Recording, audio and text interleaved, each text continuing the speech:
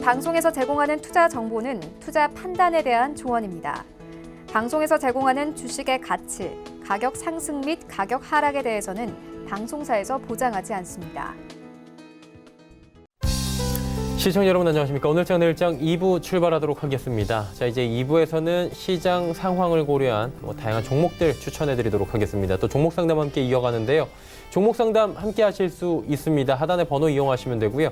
100원의 정보 이용료 부과되는 샵 4989번을 통해서 문자 메시지로 신청하시면 됩니다. 신청하실 때는 보유하고 계신 종목명, 매수 가격, 매수 비중 이 세 가지는 꼭 적어서 보내주시길 바랍니다. 잠시 뒤에 두 분의 전문가와 함께 종목 상담 바로 이어가도록 할 거고요. 유튜브 채널 잠시 소개해드립니다. 유튜브 채널 활짝 열려 있고요. 접속 뒤에 서울경제TV 검색어 입력하시면 다양한 다시 보기 채널들이 함께 열립니다. 그 상단에 보시면 라이브 채널 함께 열려 있는데요. 클릭해서 들어오시면 언제 어디서나 TV 채널과 동일하게 실시간으로 이용하실 수가 있습니다. 유튜브도 많은 시청 부탁드리겠습니다. 이 시각 시황 변동 상황 잠시 짚어봅니다. 코스피가 2120선 위에서 움직입니다. 상승폭이 한 40분 전보다 소폭 둔화가 됐는데 하루간의 흐름 정리해 보도록 하겠습니다. 보시면 2118포인트대 장중에 저점 찍고 장중 저점입니다. 2118포인트도 급등 흐름이었고요. 꾸준하게 올라오면서 2125포인트대까지 고점 찍고 지금 살짝 조정이 나오는 모습이네요. 수급 주체 만나보도록 하죠. 수급 보시면 기관 외국인의 쌍끌림에서 여전히 유효합니다. 그리고 개인이 무려 4,132억 원이나 팔고 있는 상황입니다. 기관은 전주체가 골고루 사주고 있는 상황이고요. 코스닥 살펴봅니다. 716.59포인트, 1.73포인트 상승합니다. 상승폭 좀 둔화가 됐습니다. 하루간의 흐름 정리해보면 장 초반이 장중 고점입니다. 722포인트 출발해서 715까지 빠졌다가 719까지 장중에 상승폭을 좀 키워나가나 했는데 다시금 지금 그래프상으로 꺾여 내려오고요. 코스피, 코스닥 모두 다 2시 이후에 좀 꺾여 내려오는 모습이 확인이 됩니다. 수급 주체 보시면 여전히 개인만 삽니다. 496억 원. 기관, 외국인 동반 매도고요. 금융투자 쪽에서만 264억 원, 기관에서는 순매수가 프로그램을 통해서 들어오고 있는 상황입니다. 오늘 원달러 보셔야 됩니다. 원달러 환율이 지금 10원 가까이 빠집니다. 8원 30점 빠지고 있는데 지금 자막으로는 10원대 급락 나오는데 이게 계속해서 이렇게 실시간으로 빠르게 움직이고 있습니다. 원달러 환율이 오늘 같은 경우에 실시간으로 지금 변동폭이 좀 있기 때문에 원달러 환율 좀 대응을 하셔야 될 것 같고요. 아무래도 주가 올라가고 달러가 조정을 받는 이상적인 주가의 흐름이 지금 나타나고 있는 상황입니다. 금일 본 방송에서 제공해드리는 정보는 투자 판단에 대한 조언일 뿐입니다. 해당 주식의 가치와 수익률을 보장해드리지 않는다는 점 참고해 주시길 바랍니다. 마감 전략 바로 이어가도록 하겠습니다. KTB투자증권 여의도 지점에 이성훈 과장 연결되어 있습니다. 안녕하십니까, 과장님? 네, 안녕하십니까? 예, 오늘 시장 상황 괜찮거든요. 정리 한번 해주시고요. 마감 전략 함께 들어보도록 하겠습니다. 네, 우선 오늘 같은 경우에는 외국계 기관의 매수세가 좀 이어지면서 상승세를 이어가고 있는 상황이고요. 그래서 미국과 중국의 정상회의 성사 소식이 전해지면서 시장 같은 경우에는 장 초반에 상승세가 계속 이어진다라고 말씀드릴 수 있겠습니다. 그러면 기분 좋은 상승세가 나와주면서 2100선을 훌쩍 뛰어넘는 모습 나타내주고 있고요. 시가총액 상위 종목 중에서 삼성전자와 SK하이닉스 대표적인 시가총액 1위와 2위 종목들의 상승세가 시장을 좀 이끌고 있다라고 좀 말씀을 드릴 수 있겠고, 그 외에 특징적인 종목을 특징적인 사항으로 봤을 때는 역시 시진핑이 좀 방중을 좀 앞두고 이 대북 경협주들이 동반 강세를 보여주는 게 좀 특징적인 사항이다라고 말씀드릴 수 있겠습니다. 그 밖에 제일기획 같은 경우에도 2분기 실적 개선 전망에 신고가를 기록한 것도 특징적인 사항이지 않나 판단이 되고 있고요. 이런 분위기는 이제 FOMC 회의 발표 전인데 결과에 따라서 바뀔 수는 있겠지만 그래도 관망세를 유지하는 와중에서도 상승세 보이는 점은 좀 긍정적으로 내일 시장도 바라봐도 괜찮지 않을까 이렇게 보입니다. 자, 그렇다면 지금이 2시 41분 향해 달려가고 있고요. 50분도 안 남았는데 어떤 종목이 그나마 좀 괜찮습니까? 네, 내일 어떤 FOMC 결과에 따른 시장의 변동성을 대비한다면은 좀 안정적인 대형주 그리고 낙폭과대 실적주에 대한 관심을 가져야 되지 않을까 판단이 되면서요. 말씀드릴 종목은 이 오리온을 말씀을 드리도록 하겠습니다. 네. 이 오리온 같은 경우에는 최근에 주가가 올 초부터 하락세를 좀 보여주고 있지만 이제 밑에서 좀 반등하는 모습을 좀 보여주고 있고요. 5월 달부터 중국 법인 매출액이 증가하는 모습을 보여주고 있고, 특히 5월에 특히 좀 신제품 4종이 출시되면서 6월부터 본격적으로 매출액 증가가 나오는 상황으로 가고 있다라고 말씀드릴 수 있겠습니다. 좀 베트남 법인 같은 경우에도 이 매출액이 계속 재고 이슈가 있긴 하지만은 주요 스낵 를 봤을 때도 성장성이 좋기 때문에 이 베트남 법인 쪽에서도 실적이 계속 긍정적으로 나올 것으로 판단이 되고 있고요. 지금 현재 91,400원을 좀 기록하고 있는데 이 정도 가격에서 매수해도 괜찮다라고 판단이 되고 있고, 목표가는 11만 원, 손절가는 8만 원 말씀드립니다.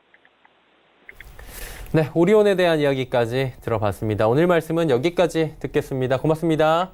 네, 감사합니다. KTB투자증권 여의도지점의 이성훈 과장과 함께했습니다.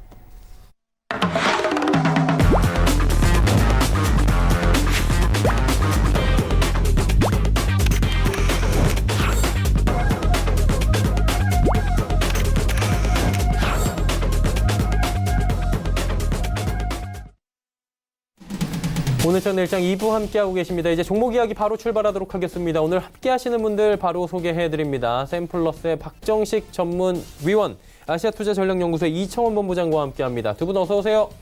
안녕하세요. 안녕하세요. 예.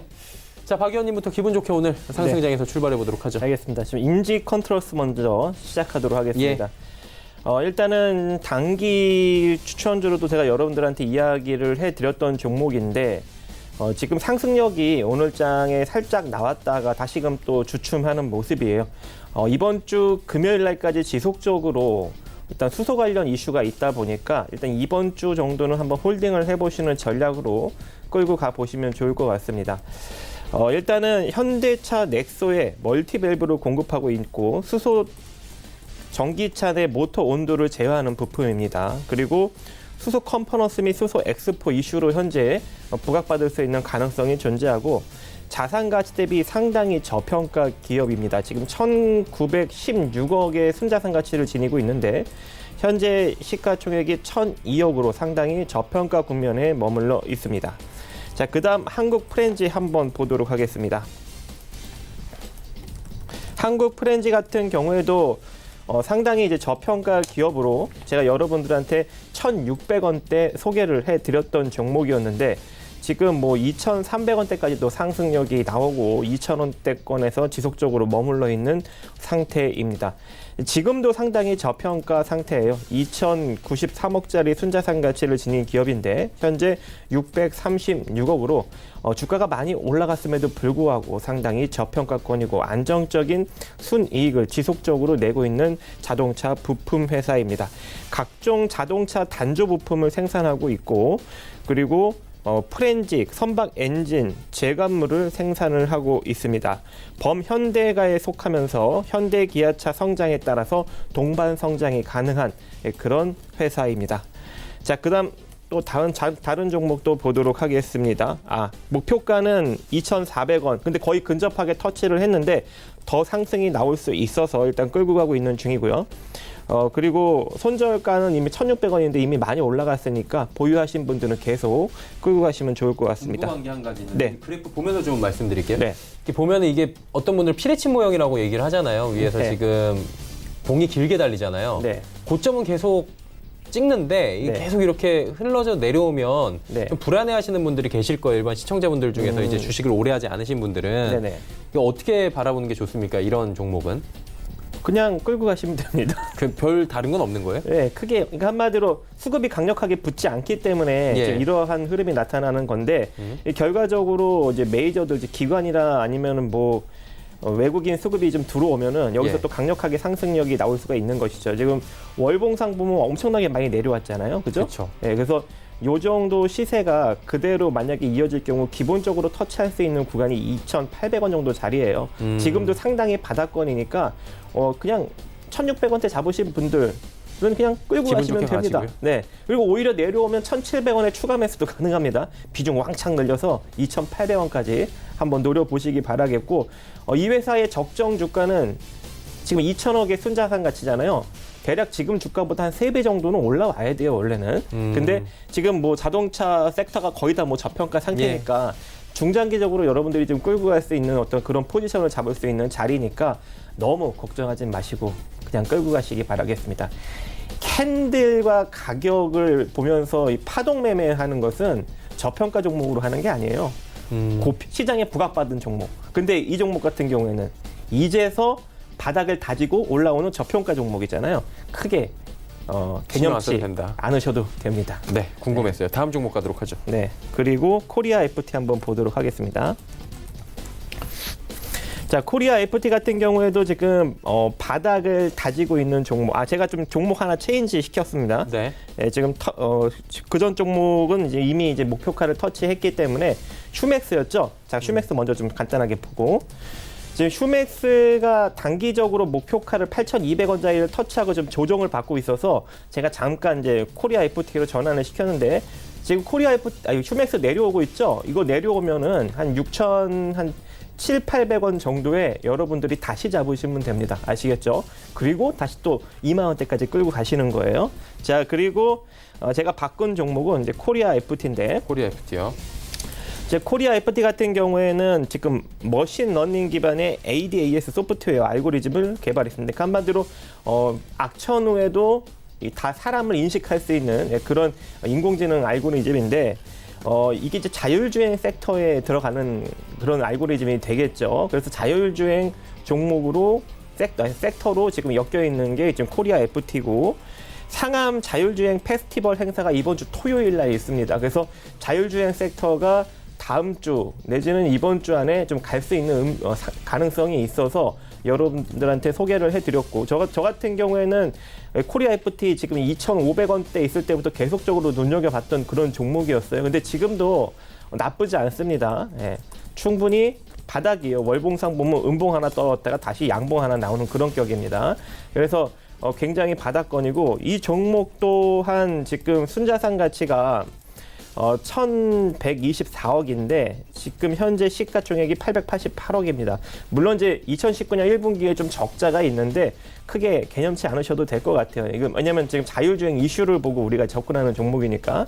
그래서 한 다음 주 정도까지 한번 짧게 한번 노려보는 그런 전략으로 끌고 갈 생각이고 매수가는 지금 현재 뭐 3,180원 정도에 여러분들이 기술적으로 잡으시면 좋을 것 같고 목표가는 3,600원 정도 제가 지금 생각하고 있습니다. 그래서 3,600원까지 단기적인 수익 지금 이 자리죠. 이 자리까지 단기적인 수익을 한번 창출하는 그런 전략으로 갈 것이고 그리고 손절가는 짧게 잡습니다. 왜냐하면 우리가 지금 상승력이 나오고 있는 걸 나름 따라잡는 거 아닙니까? 그러면은 3,100원이 손절 라인이 됩니다. 3,100원. 그래서 이렇게 짧게 한번 손절 라인 잡고 3,180원에 공략하는 그런 흐름을 한번 우리가 해보도록 하겠습니다.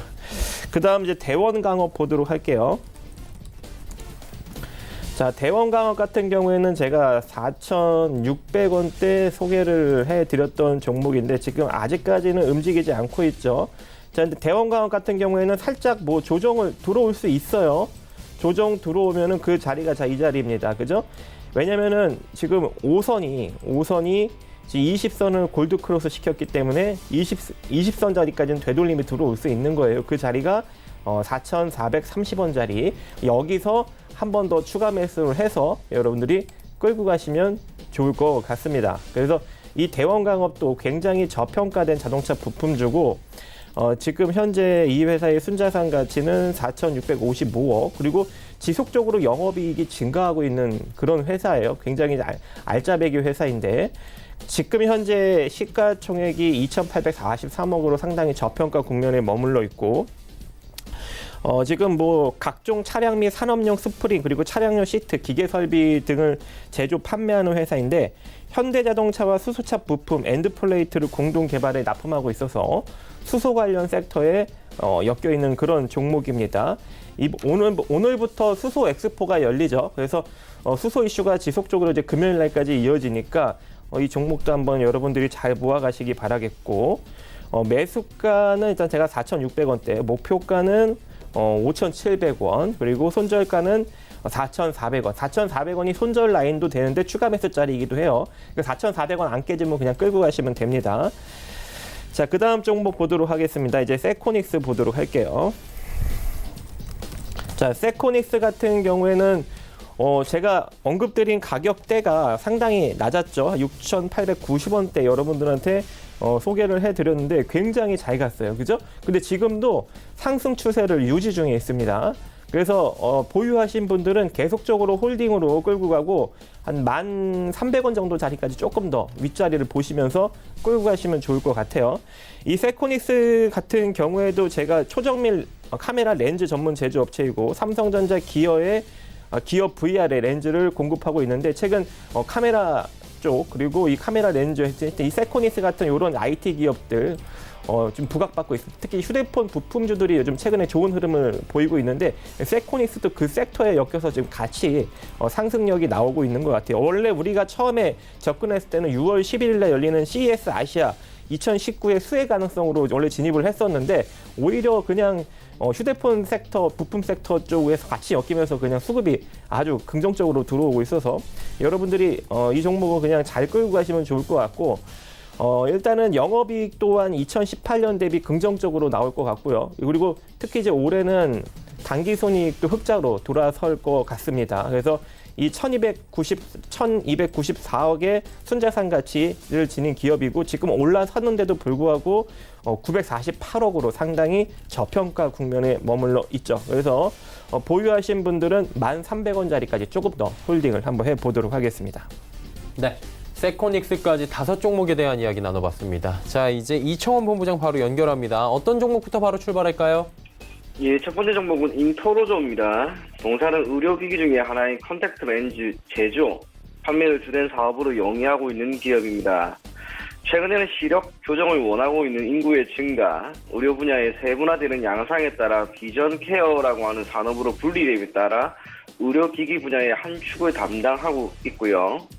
컨택트 렌즈는 제품의 개발에도 상당한 시간이 소요되고 임상 실험을 통한 안정성 검증을 장기간 이루어야 한다는 점에서 허가 취득이 어렵습니다.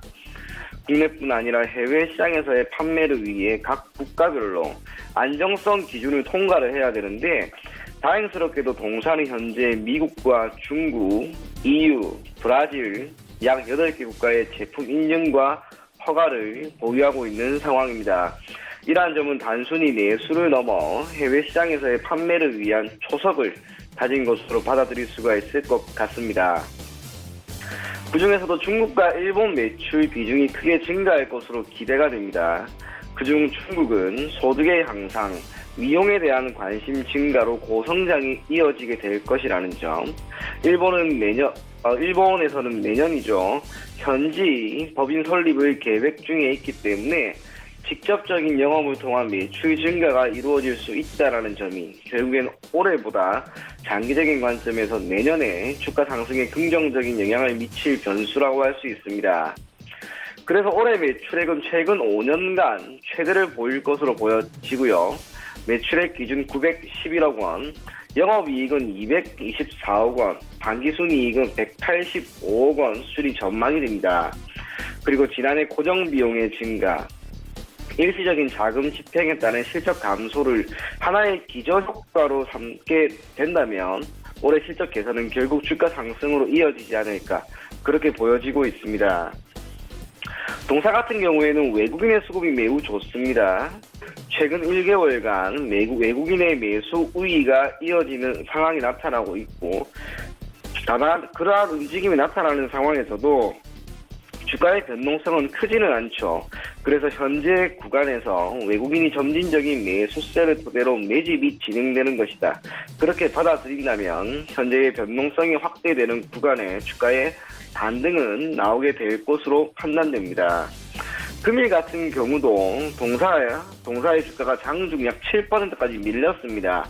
하지만 밑에 기술적으로 241, 61선 등 강한 지지대가 있기 때문에 반등이 오후 들어서 강하게 나오고 있고요.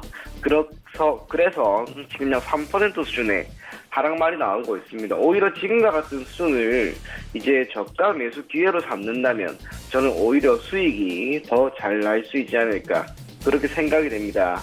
목표 가격은 3750원, 손절 가격은 25,000원 제시해드리겠습니다. 다음 종목은 JVM입니다. 동사는 병원과 약국, 그리고 조제에 필요한 약국 자동화 시스템을 제공하고 있는 기업입니다. 기기의 생산은 물론이고 기기 안에 소프트웨어 그 모든 것을 공급하기 때문에 약국 자동화 시스템 부분 국내 시장 점유율 1위를 계속해서 기록하고 있습니다. 동사가 공급하고 있는 서비스의 장점은 업무의 효율이 높아진다는 것인데, 예를 들어 약국에 고객이 방문하였을 경우 필요한 조제 업무 중에서도 노동에 해당하는 업무를 자동화 시스템이 소화함으로 보다 높은 약무 관리, 환자 관리가 가능합니다. 결국 기존 인력을 줄여낼 수 있다는 점에서 부담이 줄어짐과 동시에 업무의 효율성이 높아지는 결과를 줄 수가 있습니다. 이러한 시스템의 확충으로 인해 동사는 현재 국내뿐만이 아니라 북미, 유럽에서도 시장 점유율 1위를 차지할 만큼 그 가치를 인정받고 있고, 경쟁사의 출현에도 불구하고 공고하게 시장 점유율을 계속해서 이어가고 있습니다. 실적 또한 매우 긍정적입니다. 올해 매출액 사상 최대를 달성할 것으로 전망이 되고요. 영업이익은 175억 원, 당기순이익은 140억 원 수준이 전망이 됩니다. 상당히 높은 수준의 유보를 토대로 기존 약품의 조제 자동화 시스템을 넘어 이제 관리 자동화를 지향하는 가운데 궁극적으로는 종합적인 약품 안전 솔루션을 제공한다는 것. 그래서 병원과 약국에서의 편의는 더욱 높아지게 될 것으로 보입니다. 기술적으로 볼 경우 동사의 경우에는 기관의 매수세가 최근 1개월간 고작 이틀을 제외하고 계속해서 유입이 되었습니다. 그리고 얼마 전이었죠. 5월 28일에 기록한 고가인 44,450원. 이 가격대에서 이제 저항이 조금씩 이어지고 있는데, 현재 22평선을 이탈하지 않는 상황에서 큰 폭의 변동성도 보이지 않는다는 점을 토대로 한번 이 종목을 장기적으로 가지고 가도 저는 괜찮지 않을까, 그렇게 보여집니다. 목표 가격은 51,500원 제시해 드릴 거고요. 손절 가격은 38,000원 제시해 드리겠습니다. 다음 종목은 한화 에어로스페이스입니다. 공사는 항공엔진과 방산, 산업용 장비 등 다각화된 사업을 영위하고 있는 기업입니다. 그 중에서도 항공엔진 부분에서는 안전에 직결되는 항공기 엔진을 개발, 생산, 정비하고 있는 부분인데, 대한민국 정부는 물론이고 해외 주요 엔진 제작업체와의 지속적인 협력 관계가 이어지는 가운데 국내 시장, 해외 시장에 해당 재화와 기술력을 지금까지 계속해서 공급해 나가고 있습니다. 뿐만 아니라 국내에서는 독점적인 지위를 유지하고 있다는 점에서 높이 평가받고 있는 상황이고요. 방산 부분은 결국 단일 수요자라고 할 수가 있습니다. 정부의 시장이 형성되어 있는 상황에서 시장 규모는 중기 또는 장기적인 관점에서 집행된 정부의 국방 예산에 따라 결정된 가능성이 높습니다. 참고로 국내 시장은 북한의 도발 위험에 따라 국방 예산은 쉽게 줄이지 않는다는 점, 그래서 매년 매우 조금씩 증가하고 있다는 점은 한편으로는 동사의 경영 환경이 우호적이다라고 평가를 할 수가 있을 것 같고요. 마지막으로 산업용 장비 부분인데, 이는 첨단, 정밀, 메카트로닉스 기술을 바탕으로 한 최고 수준의 제품과 신뢰성이 요구되는 사업 부분입니다. 기존 휴대폰과 LED, 그리고 자동차 등에 내재된 산업용 장비의 고급화가 진행됨에 따라 동사의 기술력 또한 점진적으로 개선되고 있는 상황입니다. 그리고 국내를 넘어 중국, 동남아 등으로의 기술력이 이전되는 것은 추후 시장 점유율을 끌어올리고 해외 시장에서의 판매 증가에 기인한 실적 제고에 크게 도움이 될 것으로 보입니다. 동사 또한 올해 사상 최대 매출이 전망이 됩니다. 영업이익은 1,253억 원이 전망됨에 따라 실적 증가에 기인한 외형 성장이 나올 것으로 보여지고요. 북한과의 관계가 조금씩 개선이 되고 있는 시점에서 방산사업부에서의 영향력인 조금 줄겠지만 기타 사업부에서의 괄목할 만한 성장은 결국 동사의 기업 가치를 증가시킬 수 있으리라 봅니다.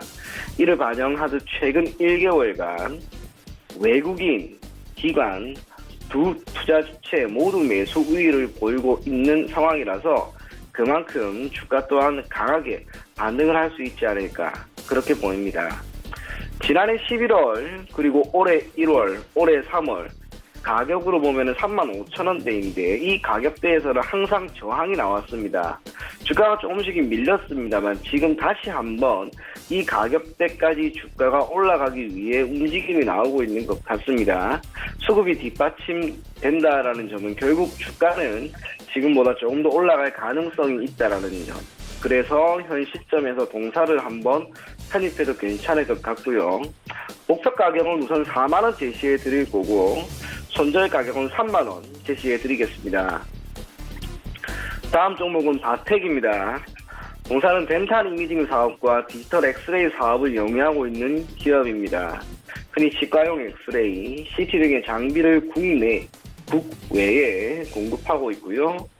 참고로 치과는 기타 내과, 외과와 달리 개인 병원이나 네트워크 치과 의원 중심으로 형성되어 있습니다. 지난해 기준으로 국내 치과와 의원의 수는 17,500개를 넘어가고 연 평균 3% 수준의 증가율을 보이고 있습니다. 관련 기관의 종사자, 고객 모두 완만한 증가세를 보이고 있기 때문에 시장 환경은 결코 나쁘다고 할 수가 없을 것 같습니다. 그리고 2016년 7월부터 보험급여의 적용 연령 확대가 기존 70세에서 65세로 낮춰졌다는 점, 치과용 임플란트의 국내 시장 규모가 점진적으로 증가하고 있다는 점, 무엇보다 세계에서 가장 높은 수준의 임플란트 기술력과 보급률을 자랑하고 있는 대한민국의 기술력이기 때문에 의료기기 판매가 원활하게 이루어질 수 있는 조건, 그 모든 것을 갖추어져 있다고 봅니다. 그래서 동사 또한 올해 사상 최대 매출 기대감은 있습니다. 영업이익은 439억 원, 당기순이익은 387억 원 수준이 전망이 되고요. 그것보다 올해 중국 시장에서의 진입이 안정화로 이어지고 실적이 본격적으로 나오게 된다면 당장 2분기부터 실적 개선은 반드시 나오리라 봅니다. 목표 가격은 32,000원입니다. 손절 가격은 24,650원 제시해드리겠습니다.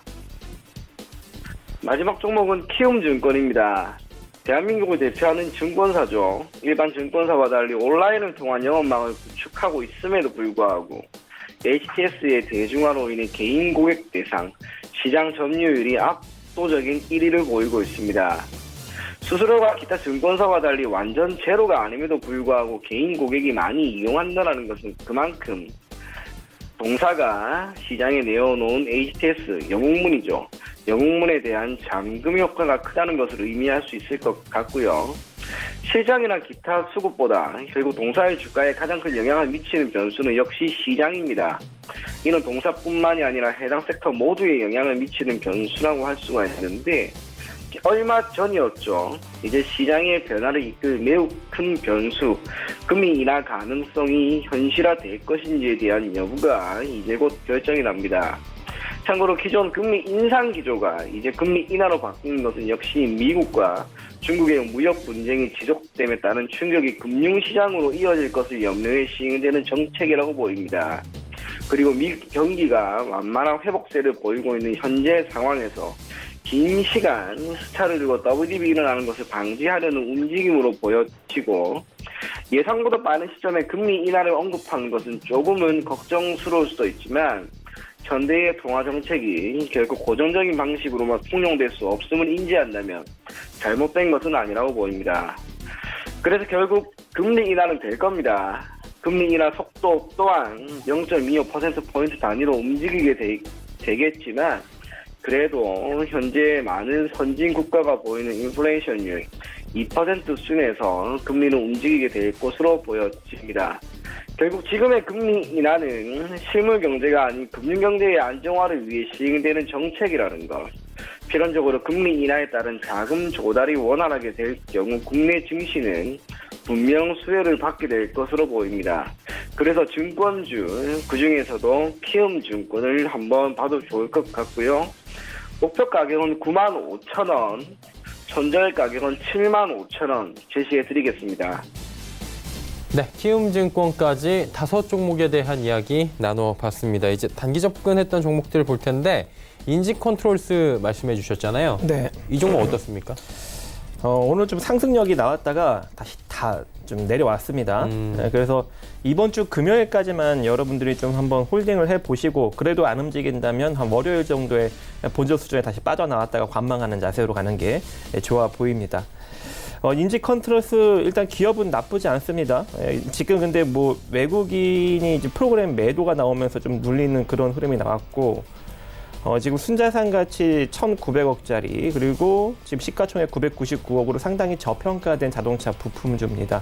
앞으로도 만약에 장기적으로 본다면 충분히 상승력이 아주 강하게 나올 수 있는 그런 기업인데 일단 단기적인 흐름으로서는 좀 횡보 추세를 보일 것 같습니다. 대략 한 5,800원에서 한 7,000원 사이에서 지속적인 이제 횡보 국면이 나타날 것 같고 이 기업 같은 경우에는 한 5,000원 이하로 만약에 이제 내려오게 된다면 그 밑으로 모아가신다면 절대 손실이 쉽게 나지 않는 그런 좀 중장기적 포지션이 되고요. 지금 같은 구간에서는 그냥 조금 이제 기술적으로 여러분들이 이제 철저하게 접근하시면 좋을 것 같은데 솔직히 지금 가격 이하로도 중장기적으로 모아가도 나쁘지는 않습니다. 하지만 이제 주가가 만약에 다시 내려간다면 다시 이제 올라올 때까지 시간도 많이 걸리니까 지금 구간에서는 일단 금요일 날까지만 조금 더 지켜보시고 그래도 움직이지 않으면 잠깐 빠져나왔다가 다시 추후에 재접근하는 전략으로 제시해 드리도록 하겠습니다. 네, 단기 이벤트에 집중하면서 금요일까지 조금 더 보유를 해보자라고 말씀해 주셨고요. 그러면 오늘은 어떤 종목이 괜찮습니까? 자, 코리아 FT라는 종목인데요. 아까 이제 언급드렸던 종목이었는데 자율주행 섹터에 지금 엮여 있는 그런 회사입니다. 그리고 약간 이제 수급도 개별 수급이 좀 들어오고 있는 것 같아요. 그래서 뭐 외인과 기관 수급이 강한 건 아닌데 우리가 지금 인지하지 못하는 개별 수급력이 상당히 강해서 주가를 지금 지속적으로 끌어올리고 있는 모습이에요. 여기 5월 30날 갑자기 상한가를 확 기록했다가 180만 주 정도가 걸렸었는데 그게 딱 사라지면서 쭉 밀렸었고 그 이후로 지금 야금야금 지금 상한가 자리까지 거의 다 끌어올렸습니다. 그래서 지금 현재 이 시세가 다음 주 정도에는 또 한 번 강하게 나타나지 않을까. 왜냐면 토요일 날 일단은 이슈가 하나 있죠. 상암 자율주행 페스티벌 행사가 있기 때문에 자율주행 섹터가 전반적으로 한 번 정도는 강하게 상승 흐름이 나타날 수 있을 것 같습니다. 그래서 이 이슈를 바라보고 일단 이번 주에 한번 살살 접근해 보는 전략을 여러분들한테 제시를 해드리고 자, 이 기업 같은 경우도 순자산 가치 대비 저평가입니다. 1,124억짜리 회사인데 현재 지금 시가총액이 891억으로 저평가라서 한 번 정도 한 지금 주가 대비 한 20% 30% 정도는 더 올라가 줘야 적정 주가다라고 볼 수가 있을 것 같습니다. 그래서 매수가 3,180원, 목표가 3,600원, 손절가 3,100원을 제시해 드립니다. 네, 코리아 FT 단기 접근 역시나 이번 주 주말에 있는 이벤트를 앞두고 또 말씀을 해주셨습니다. 자, 이제 이청원 본부장 여쭤볼 텐데 바텍 추천해 주셨는데 결과 어땠습니까? 추천 이후로 계속해서 추천 당시의 가격대 주어 부근에서 움직이고 있습니다. 그런데 흐름이 결코 나쁜 게 아닙니다. 이유가 동사 같은 경우 6월 10일에 전 고점 가격대를 모두 돌파했고 지금 캔들이 안착이 되어 있는 상황입니다.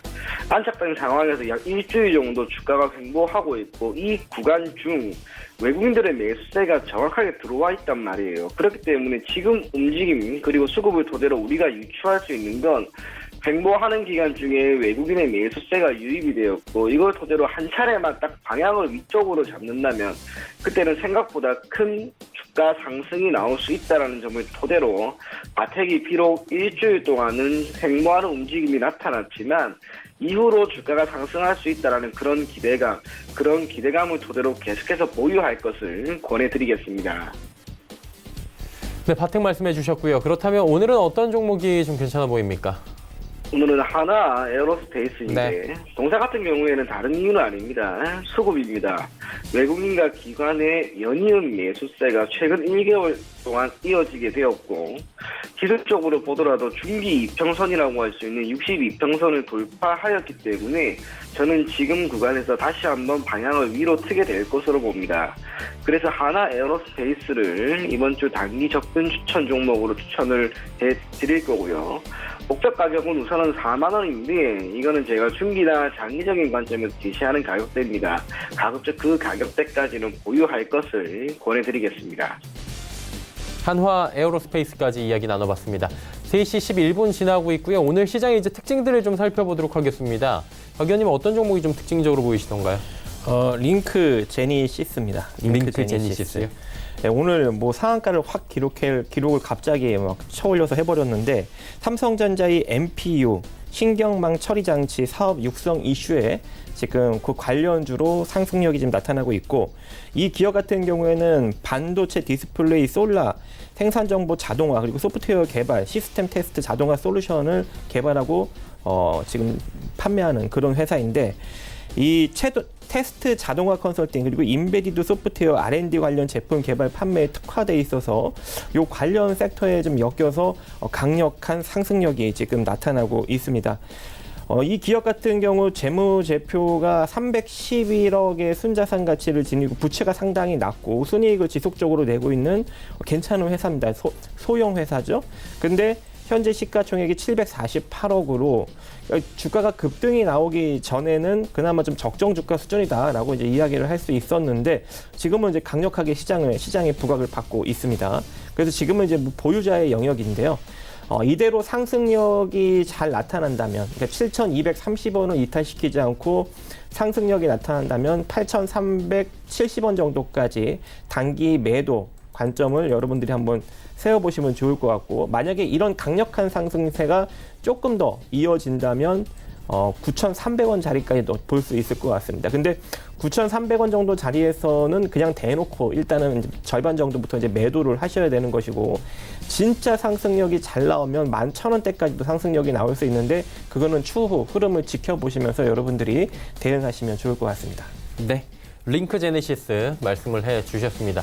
이청원 본부장님 오늘 어떤 종목이 좀 특징적으로 보이시던가요? 저는 나노메딕스라고 하는 종목이었는데, 다른 이유가 아니라 짐 로저스, 얼마 전에 아란티라고 하는 기업의 주가 상승을 견인했던 존재였죠. 근데 그 존재가 오늘 다시 한번 나노메딕스라고 하는 기업에서 부각이 되었습니다. 우선은 동사 같은 경우 그래핀 관련, 즉 스탠다드 그래핀이라고 하는 회사에 대한 지분을 어느 정도 가질 수 있는 환경이 조성되었다라고 하는 소식이 금일 주가 상승으로 이어지고 있습니다. 그런데 해당 회사가 짐 로저스 또한 투자가 시행되었다라는 점 때문에 결국에는 짐 로저스에 따라서 벤치마킹을 한 투자가 진행되었다라는 점으로 인해서 주가가 큰 폭으로 상승하는 흐름이 나오고 있습니다. 해당 섹터 자체가 얼마 전에도 크게 이슈가 되었었죠. 그리고 지금 큰 폭의 거래량 증가와 함께 주가 상승이 이어졌기 때문에 결국에는 추가적인 상승 가능성도 충분히 있을 것으로 보입니다. 시장의 주도주가 다시 한번 없어진 가운데 개별 종목, 그중에서도 이슈에 따라서 움직이는 나노메딕스가 오늘 장에서는 가장 눈에 들어왔던 것 같습니다. 네, 나노메딕스 그래핀 관련 종목에 지금 대장으로 꼽히고 있는, 오늘도 좋은 흐름을 가져가고 있는 상황입니다. 자, 이제 종목 상담을 바로 이어가 보도록 하겠습니다. 첫 번째 종목 들어갑니다. 6952번님께서 대명 코퍼레이션 3,180원의 비중 10% 대응 전략 궁금하다 하셨습니다. 어떤 대응 전략 필요할까요? 자, 대명 코퍼레이션 일단은 구매 대행업을 하고 있는 그런 회사인데요. 1,000억의 숫자산 가치를 지니고 있는데 지금 시가총액이 2,278억으로 시장에 부각을 받고 있어요. 이제 이런 기업 같은 경우에는 어떻게 대응을 했냐면 기술적으로 철저하게 대응을 해야 되는 겁니다. 근데 지금 접근이 좀 잘못됐습니다. 3,180원에 사서 순식간에 이제 상승력이 나온 걸 따라잡았다가 지금 물린 케이스인데, 이렇게 되면은 일단은 최소한 손실을 줄이고 빠져나오는 전략을 구축하셔야 되고, 지금 하락폭 대비 기본적인 반등 구간 2,240원 정도까지는 어제 터치를 했습니다. 자, 이 자리가 돌파가 나와야 우리가 2,470원짜리까지도 바라볼 수 있는 것이고 2,600원짜리 그리고 2,800원짜리도 바라볼 수가 있는 거예요. 근데 지금 상황에서는 이 자리가 돌파가 될지 안 될지는 알 수가 없죠. 투자 주체별 수급도 한번 간단하게 한번 보도록 하겠습니다. 다행히도 지금 외국인 수급이 지속적으로 들어오면서 끌어올렸는데, 어제 흐름에서는 외국인 수급이 좀 빠져나가는, 프로그램 쪽으로 빠져나가는 그런 흐름인데, 오늘 프로그램 순매수가 다시 또 들어오는 거 보니 외국인 수급이 다시금 또 달라붙는 것 같습니다. 그러면은 여기서 이 종목은 조금 더 갈 수 있는 희망을 우리가 좀 품어볼 수 있는 것이고, 이 상태로 상승력이 나오면은 2,470원 그리고 2,660원 정도로 바라볼 수 있는데, 현재는 좀 시장이 불안하다 보니까 2,470원 정도부터는 좀 매도하면서 빠져나오는 그런 전략을 제시해드리고 싶습니다. 네, 알겠습니다. 대면 코퍼레이션 들어봤고요. 다음 종목 상담 바로 이어가 보도록 하겠습니다. 이번 두 번째 종목은 덕양산업 나와 있네요. 6358번님께서 1937원, 비중 15% 말씀해 주셨습니다. 이청원 본부장님 어떻게 할까요? 우선은 보유를 하되 제가 나중에 제시하는 가격대를 이탈하게 되면은 가급적이면 전량 매도할 것을 권해드리겠습니다. 동사 같은 경우에는 그래핀 관련 종목입니다. 그래서 5월 15일, 16일 이틀 동안 급등이 나왔는데 아마 투자자님이 이때 잡으신 것 같아요. 그런데 이후로 해당 이슈가 모두 사라짐에 따라 주가가 밀렸고 오늘 악재가 한 개 떴습니다. 불성실 공시 법인 지정 예고라는, 물론 이 해당 변수가 주주총회에 대한 소집 결의 사실의 지연 공시라는 매우 대단한 것은 아니지만 불성실 공시 법인으로 지정되었다라고 하는 것 자체가 결국에는 투자자들의 투자 심리를 위축시킨 게 아닌가, 그렇게 보여집니다. 지금 구간에서 이제 반등이 나와야 됩니다. 그런데 반등이 나오지 않고 1,360원 해당 가격대를 조금이라도 이탈하게 되면 가급적 전량 매도하는 방향을 제시해 드리겠습니다.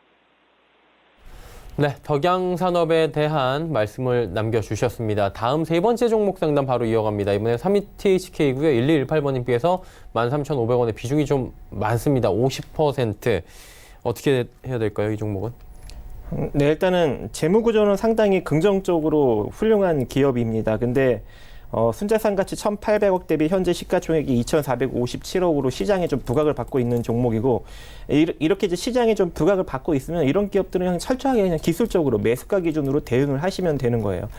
뭐 사업 역량은 뭐 현재 자동화 설비, 반도체 제조, 뭐 시험 장비, 정밀 의료기기에 들어가는 LM 시스템, 그리고 메카트로 시스템 사업을 주요 사업으로 영위를 하고 있고, 뭐 사업성 전망은 밝습니다. 그래서 재무제표에 다 나타나고 있는 것이고, 근데 시장에 부각을 받고 있기 때문에 지금과 같은 상황에서는 어떻게 해야 되는 거예요? 철저하게 기술적으로. 왜? 시장이 안 좋아지면 시장에 부각받고 있는 종목들은 같이 또 내려갈 수가 있는 것이죠. 그래서 철저하게 기술적으로 접근할 수밖에 없고, 지금 현재 손절 라인을 좀 정해드려야 될 것 같습니다. 현재 단기적인 반등력은 좀 시세가 살아있는데 지금 지속적으로 저항권에 부딪히고 있죠. 근데 이 시세가 죽지 않고 지속적으로 살아나려면 11,200원짜리가 이탈되지 않아야 현재 이 상승력이 이어질 수 있다라고 볼 수가 있는 거고, 만약에 11,200원짜리가 이탈되면 그대로 시세가 죽으면서 조금 더 저점을 더 줄 수 있는, 그리고 또 시간이 또 오래 걸리는 그런 상황에 또 직면을 하는 거죠. 그래서 11,200원 손절 라인 잡고 상승력이 나오면 대략 13,600원 정도 자리에서 빠져나오는 전략을 제시해드리고 싶습니다. 네. 32THK에 대한 가격 전략들 하나하나 또 세워주셨습니다. 다음 종목 상담 바로 이어갑니다. 인탑스 4918번님께서 18,200원에 비중 16% 말씀해 주셨습니다. 이청원 본부장님, 인탑스 종목은 어떻게 할까요? 보유하는 방향으로 가겠습니다. 다만 우선은 손절가를 역시 제가 나중에 제시해 드릴 건데, 인탑스 같은 경우에는 휴대폰 관련 부품업은 물론이고 자동차에 들어가고 있는 다양한 반도체 관련 장비를 생산하고 있는 기업입니다. 그런데 주가의 흐름 자체를 보게 되면은 올 4월부터 지속적으로 상승하는 흐름이 나왔습니다. 정확하게 4월 저가 기준 6월 고가가 약 2배 이상 올랐던 단기간에 매우 큰 주가 상승이 나온 기업입니다. 다른 모든 테마나 이슈에 의해 주가가 움직인 것은 아닌 것 같고요. 철저하게 기업이 보유하고 있는 가치, 기업 가치에 가장 큰 영향을 미칠 실적이 개선될 기대감이 높다라는 점, 그 점이 주가 상승을 견인하고 있는 것 같습니다. 우선 동사 같은 경우에 올해 매출액은 8,086억 원 정도가 전망이 됩니다. 최근 4년간 가장 높은 수준의 매출액 달성은 물론이고 영업이익과 당기순이익 모두 흐름이 좋습니다. 결국에는 사상 최대 매출이 기대되는 상황에서 주가 또한 매우 크게 움직이고 있는 것 같고요. 기업이 현재 보이고 있는 재무 비율 또한 유동 비율, 부채 비율, 유보율 모두 안정적입니다. 즉 재무 구조가 매우 탄탄한 기업이 실적 또한 좋다라는 것. 그렇기 때문에 주가는 역시 올라갈 수밖에 없겠죠. 기술적으로 보더라도 우선은 6월 21,250원이라고 하는 고가를 기록을 했는데 2007년 기록한 23,000원, 물론 수정 주가입니다. 저는 지금 동사의 움직임이라면 이 가격대까지는 다시 가는 것, 그 또한 어렵지 않을 것으로 보입니다. 다만 단기간 2배 정도 올랐기 때문에 조정은 충분히 나올 수 있습니다. 하지만 조정이 나온다 하더라도 지금 반도체 중형, 소형 섹터의 움직임이 좋다라는 점을 토대로 인탑스의 경우는 추가적인 상승 여력 분명히 나오게 될 것으로 보여집니다. 하지만 주가가 혹시나 밀려서 16,000원이라고 하는 가격대를 이탈하게 되면요. 그때는 보유하고 있는 물량의 절반은 우선은 정리하는 방향으로 가시고요. 다시 한번 16,000원 위로 올라오게 된다면 그때는 추가 매수할 것을 권해드리겠습니다. 네, 알겠습니다. 인탑스 말씀해 주셨습니다. 다음 종목 상담 또 바로 이어갑니다. 금호산업 올라와 있고요. 5384번님께서 매수가 14,300원에 비중은 15%다라고 보내주셨습니다. 어떻게 할까요? 네, 마찬가지로 똑같이 기술적으로 접근을 해야 되는 그런 건설주입니다. 이게 여러분들이 쉽사리 손 놓고 있으면 안 되는 그런 상황인 것이고, 손절 라인을 물어보셨어요. 손절 라인 제가 짧게 제시해 드릴 수밖에 없습니다. 손절 라인은 13,800원. 13,800원 호가 무너지면 그냥 매도하세요. 버티지 마시고. 그러면 또 오랫동안 힘들어질 수 있으니까. 13,800원 깨지지 않고 그대로 상승력이 나오면 짧게 봅니다. 일단 15,000원짜리까지 보시고 시세가 생각보다 좀 강하게 나온다. 그러면은 15,700원 정도까지 제한적으로 보시면 좋을 것 같습니다. 네, 알겠습니다. 금호산업 13,800원 말씀해 주셨고요. 손절 라인 정해 주셨습니다. 다음 종목 올라와 있는 나이백 종목이고요. 9101번님께서 7,893원에 비중 100% 이 한 종목에 다 담고 계신 건데 이청모 부장님 어떻게 할까요? 오늘은 비중이 너무 높은데 그래도 최근에 기술적으로 한번 반등이 나왔다는 점을 토대로 우선은 보유를 하시고요. 다만 제가 조금 뒤에 제시할 가격 이탈하면 비록 비중이 100%라 하더라도 전량 매도해 주실 것을 권해드리겠습니다. 동사 같은 경우에는 조직 재생용 바이오 소재나 구강 보건 제품 등을 생산, 판매하고 있는 기업입니다. 그런데 매출 그리고 영업이익 등 실적이 좋지 않습니다. 특히 영업이익의 경우에는 최근 3년간 계속해서 적자를 보여왔고 그러다 보니 기타 투자 지표라고 할 수 있는 ROA나 ROE 모두 좋습니다. 좋지 않습니다. 그러는 가운데 이제 이 기업이 과연 장기적인 관점에서 재무 구조가 탄탄한지에 대한 여부를 확인할 수 있는 재무 비율이죠. 유동 비율은 고작 77%밖에 되지 않는 기업이 부채 비율은 여기에 월등히 상회하는 117%이고요. 유보율 또한 점진적으로 떨어지고 있는 그러한 움직임이 나오고 있습니다. 이게 뜻하는 것은 기업의 실적이 뒷받침되지 않아 들어오는 자금이 없다는 것. 그래서 재무구조가 조금씩 밀리는 것으로 받아들이시면 좋습니다. 재무구조는 결국에는 조금 더 안 좋아질 가능성이 높겠죠. 실적이라고 하는 것도 단기간에 크게 개선되기는 어렵습니다. 더군다나 동사가 현재 시가총액이 473억 원, 매우 적다라는 점을 토대로 사실상 외국인이나 기관이 크게 유입될 만한 매력 또한 없다고 봅니다. 그래서 기본적으로 정리를 어느 정도는 생각을 하시되 혹시나 주가가 강하게 반등이 나와서 매수 가격 7,390원에서 조금 더 반등이 나와 투자자님의 매수 가격인 7,890원 정도까지 오게 되면 미련 없이 정리를 해서 손실 없이 나오는 방향으로 가고요. 혹시나 주가가 다시 한번 밀려서 6월 7일에 기록한 저가인 7,090원 이 가격을 이탈하게 된다면 약 9% 정도의 손실이 있긴 하지만 그래도 전량 매도할 것을 권해드리겠습니다. 나이백은 반등이 나오는 순간을 절대 놓치지 말자. 그때 빨리 탈출을 하자라고 보내주셨고요. 한 종목만 좀 짧게 더 갑니다. 2476번님께서 apta바이오 51,500원에 비중 15% 말씀해 주셨습니다. 이거 신규 상장이고 공모가 엄청 몰렸었잖아요. 근데 주가는 안 좋은 것 같아요. 손절해야 됩니다. 그냥 이 종목. 예, 왜냐면 잘 봐봐요. 여러분들 특히 이제 제약바이오나 신약 개발사들 접근할 때 특히 요즘 인기가 많이 사그라들어서 주가가 막 마구마구 빠지고 있죠. 제가 분명히 인기 사그라들면 다 빠진다고 했습니다. 엄청난 거품이에요. 자, 이 종목도 순자산 가치가 167억밖에 안 되는 그런 기업인데 현재 시가총액이 3,400억이에요. 근데 이 주식이 맨 처음에 상장됐을 때가 5만 원대였죠. 그럼 시총이 대략 5천억대를 넘어선 거예요. 그러면 자기 자산 가치 대비 한 30배 이상 부각을 받았던 그런 상황이었던 거죠. 30배 이상 부각받았으니 당연히 빠지는 거죠. 당연히. 여기서 어떻게 더 올라갑니까, 여러분? 그런 현실적인 생각을 하셔야 돼요. 그리고 지금 자기 순자산 가치 대비 20배 이상 부각받고 있는 거예요. 여기서 주가가 반토막도 더 될 수 있는 겁니다. 그냥 바로 손절하십시오. 네. 신약 개발사들 제발 좀 건들지 마세요. 좀. 미쳐버릴 것 같습니다, 이거.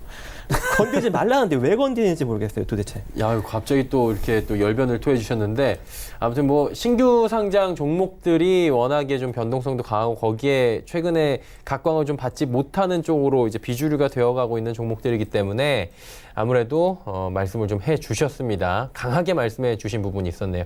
자, 27분 지나고 있습니다. 마감 지수 정리해 보도록 하죠.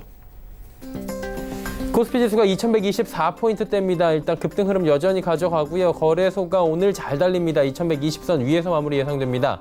하루간의 흐름 정리해 보도록 하죠. 2125 장중에 지금 고점이고요. 고점 향해 다시 올라가고 있는 상황입니다. 오늘 큰 조정 없이 코스피 잘 달립니다. 수급 주체 확인해 보도록 하죠. 쌍끌림에서 강하게 들어옵니다. 기관 외국인의 쌍끌림에서 오랜만에 볼 수 있네요. 개인은 4,439억 원이나 팝니다. 전주체, 기관의 전주체가 오늘 골고루 매수에 나서고 있는 상황입니다. 자, 이제 시총 상위주들인데 삼성전자 잘 달리고요. SK하이닉스 특히 더 잘 달립니다. 현대차 오늘 조정 살짝 나옵니다. 다음 살펴볼까요? 6위부터 10위 종목들. LG화학, 신한지주, LG생건 올라가는 가운데 오늘 운송장비 업종이 좀 조정이 나오고요. 통신주들도 조정이 전체적으로 나오고 코스닥 통신주도 장비주들도 5G 같이 나오고 있는 상황이고요. 다음 살펴보도록 하죠.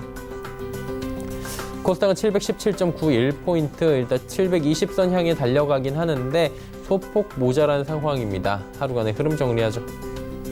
코스닥도 722에서 출발해서 720선 밑으로 내려왔는데 720 회복이 조금 어려운 상황입니다. 내일로 좀 밀어봐야 될 것 같고요. 수급 주체 보시면 개인만 여전히 삽니다. 343억 원. 기관 외국인 매도인데 기관의 매도 물량은 좀 줄어들었습니다. 금융투자 쪽에선 여전히 매수합니다. 프로그램 매수 265억 원 정도 강하진 않지만 들어와 있고요. 투신과 연기금은 169억 원, 69억 원씩 각각 매도 나옵니다. 외국인 243억 원 팝니다. 오늘 수급 잘 보셔야 됩니다. 외국인들 그리고 기관들 작은 종목들 팔고요. 큰 종목으로 지금 갈아타는 모습들이 오늘 하루에도 포착이 됐는데 빅 이벤트 앞두고 있습니다. FOMC 당장 내일 금리 발표되고 다음 주에 G20 정상회담이 있는데 이 굵직한 두 개의 이벤트 앞두고 나서 수급 조금은 변동이 생기고 있는 상황입니다. 자, 시총 상위주들 살펴봅니다. 셀트리온 헬스케어부터 펄어비스까지 모두 상승하는데 특히나 헬릭스미스의 상승폭이 3%대까지 늘어나면서 가장 탄력적이고요. 6위부터 10위 종목들 살펴보도록 하겠습니다. HLB는 여전히 빠집니다. 그리고 메디톡스, 휴젤 소폭씩 올라가고 있고요. 셀트리온 제약도 소폭 반등에 성공합니다. 그리고 스튜디오 드래곤은 7만 원대 다시 회복을 하는데 어제 그리고 오늘 2거래일 연속으로 반등을 만들고 있는 상황입니다. 좀 탄력적이네요. 6만 원대 터치를 하면 7만 원대까지는 누군가가 되돌려 놓는 듯한 흐름을 지금 계속해서 반복을 하고 있는 스튜디오 드래곤입니다.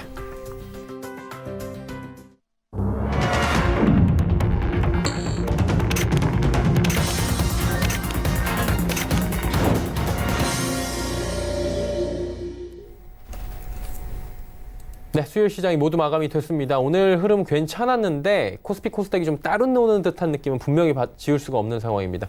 어떻게 봐야 될까요, 시장을? 네, 일단은 수급은 별로 좋지는 않았는데 글로벌적인 이슈가 몇 가지가 생겼습니다. 갑자기 드라기 총재, 유럽 중앙은행 총재가 갑자기 추가 경기 부양을 할 수 있는 가능성을 언급을 하였고 거기에 도널드 트럼프 대통령이 시진핑 국가주석과 G20 때 정상회담을 할 수 있는 가능성을 살짝 언급하면서 갑자기 이제 글로벌 증시가 상승력이 나오고 우리 증시도 갭이 뜨면서 상승력이 나오는 그런 흐름이 나왔는데 지금 현재 수급 상태는 좋아요. 코스피 같은 경우에는 조금 더 올라갈 수 있는 가능성을 내비치고 있습니다.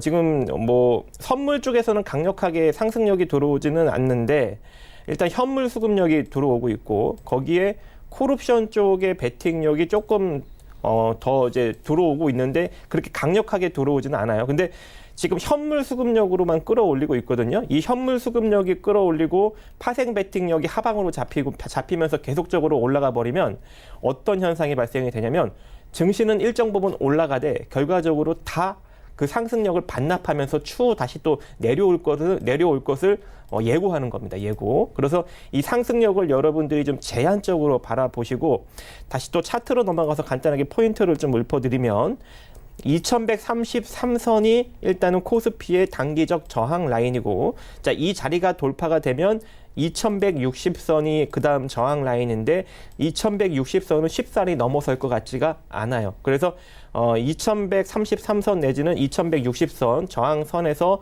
여러분들이 이제 슬슬 제한적으로 상승력을 바라보셔야 되는 것이고 코스닥 같은 경우에는 최근에 이제 제약바이오 섹터가 쉽사리 상승력이 나오지 못하니까 코스닥은 지금 상승력이 쉽사리 나오지 못하고 있습니다. 근데 뭐 다른 어떤 그런 반도체 섹터나 IT 섹터가 또 그나마 좀 강력하게 상승력이 나와줘야 섹터적으로 상승력이 강하게 나오는데 지금 그렇지 못하고 있죠. 반도체 쪽도 조금 애매하고 제약바이오 쪽도 좀 애매하고 뭐 강력하게 지수를 이끌 만한 상승력이 나타나고 있지 않아요. 그렇기 때문에 코스닥은 개별주 장세로 여러분들이 좀 인식을 하시면서 그러니까 주도 섹터가 이제 없어요. 주도 섹터 없고 개별주 장세로 여러분들이 보셔야 되는 것이고 코스피 같은 경우에도 최근에 주도가 없죠. 그래서 근데 개별적으로 여러분들이 보셔야 되는데 지수는 왜 상승력이 나오냐? 삼성전자만 움직이면 지수는 상승력이 나옵니다. 근데 오늘 강력하게 삼성전자도 긍정적인 흐름을 좀 보이고 있기 때문에 그리고 SK하이닉스 같은 경우에도 좀 갭이 떴어요. 특히. 그래서 이런 상승력, 삼성전자, SK하이닉스만 뜨면은 지수는 결과적으로 올라가겠죠. 다른 종목들이 그냥 유지만 해주면 돼요. 그러면 지수는 올라갑니다. 그래서 개별적으로 코스피 지수는 조금 더 상승력이 나올 것이고 코스닥은 안에서 개별적인 상승력이 오르락내리락 주도 섹터가 없이 나타나기 때문에 지수는 좀 조정력 내지는 횡보 국면이 나타나지 않을까라고 생각을 하고 있습니다. 하지만 뭐 이번 주 수요일이죠. 오늘 저녁이죠. 저녁에 파월 연준 의장이 금리 인하 가능성을 만약에 내비쳐 준다면 그때는 코스닥도 일정 부분 반등력이 나올 수 있을 것 같아요. 근데 내비쳐 주지 않을지는 오늘 저녁이 지나 봐야지 알겠죠. 그래서 내일장의 흐름은 파월 연준 의장의 발언에 달려 있다라고 보시면 좋을 것 같고 또 하나 또 중요한 포인트가 있습니다. 금요일 날 서비스업 PMI랑 제조업 PMI가 줄줄이 발표가 예정돼 있습니다.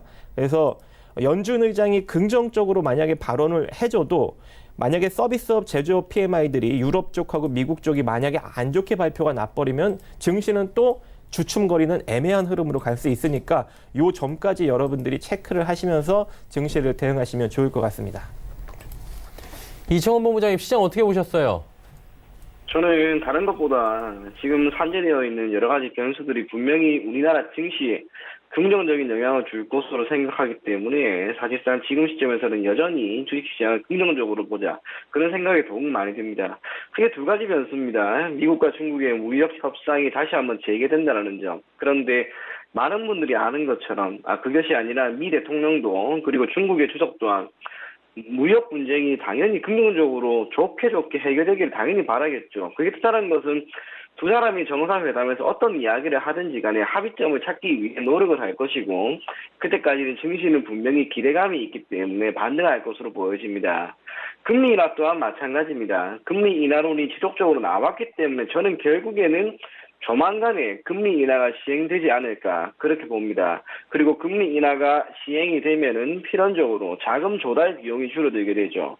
자금 조달 비용이 줄어든다라고 하는 것은 자금을 조달해서 재투자했을 때 들어가는 비용이 줄어든다라는 것인데 일반적으로 그때는 우리나라는 물론이고 기타 해외에 있는 주식시장에 자금 유입이 될 가능성이 매우 높다는 말이에요. 시장은 결국에는, 그리고 시장 지수라고 하는 것은 결국에는 돈입니다. 유동성이 얼마나 들어오느냐에 따라서 시장 지수는 올라갑니다. 한국의 코스피든 코스닥이든 마찬가지입니다. 금리가 인하되면은 필연적으로 우리나라에도 돈이 들어오게 될 거고, 그것은 곧 시장 지수, 코스피든 코스닥이든 상승을 견인할 만한 변수가 될 겁니다. 너무 어렵게, 너무 부정적으로, 너무 위험하다라고 하는 생각으로 시장에 계속해서 접근하지 마시고요. 반등 분명히 나오고 있고 외국인들도 조금씩 돌아오고 있으니까 오히려 이러한 불확실성에 베팅을 해서 한번 기다려보자. 분명 그럴 경우 좋은 결과를 줄 수 있는 우리나라 증시인 만큼 주식시장에 대한 접근 계속해서 해줄 것을 권해드리겠습니다.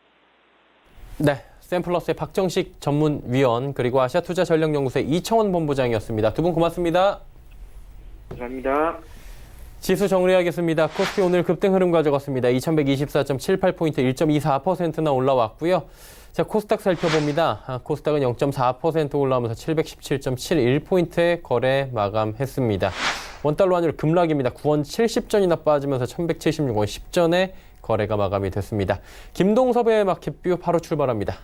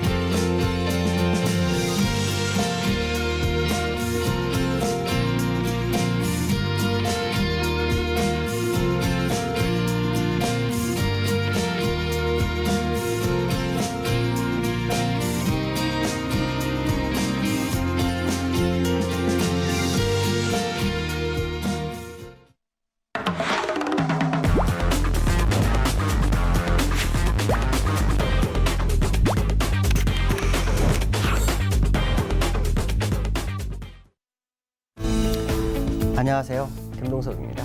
자, 미국 시장이 1%대 상승을 줬죠. 그 영향을 받으면서 국내장도 1%대 상승을 하는 모습이 나옵니다. 시장의 특징을 보면 외국인과 기관이 어제 쌍끌이 매수를 했는데요. 오늘도 쌍끌이 매수를 하는 모습이 나오네요. 특히 제가 기관들의 매수세가 아주 중요할 거고, 기관은 매수하되 외국인이 어설프거나 매수 쪽으로 가야만이 시장이 상승할 것 같다라는 표현을 드렸었는데, 오늘 기관들이 1680억을 샀고요. 거기에 핵심은 기금이었고 나머지 기관들도 역시 같이 다 매수해줬고요. 그 다음에 외인이 3천억 정도 매수하는 모습이 특징이었습니다. 비차에서도 1900억 정도 들어오죠. 그러니까 사실 어떻게 보면 기관들은 그 이전에 상당히 많이 사고 있었기 때문에, 특히 연기금이요, 외국인들이 따라붙으면서 시장을 끌어올려준 것이 아닐까라는 생각을 해봐야 될 것 같고요. 그 다음에 원달러가 일단은 1170원대 진입을 합니다. 원달러가 사실 1170원에 들어오면 수출에는 문제가 생기죠. 왜 문제가 생기냐면은 지난번 저점 대비로는 높지만 이 1180원대에서의 움직임이 한 적어도 한 두세 달은 더 가야 합니다. 그래야만이 경산수지가 변화가 오죠. 그러나 중요한 것은 뭐냐면, 제가 후행 스팬이 요 자리 안으로 들어오면 일단은 위험자산에 대한 기대치가 있을 수 있다라는 얘기를 했었죠. 그러나 이 원달러가 더 안 빠져도 위험자산은 올라갈 소지도 한번 있을 수 있다라는 표현을 썼는데, 일단은 들어온 다음에 지금 1170원대에서 마감을 합니다.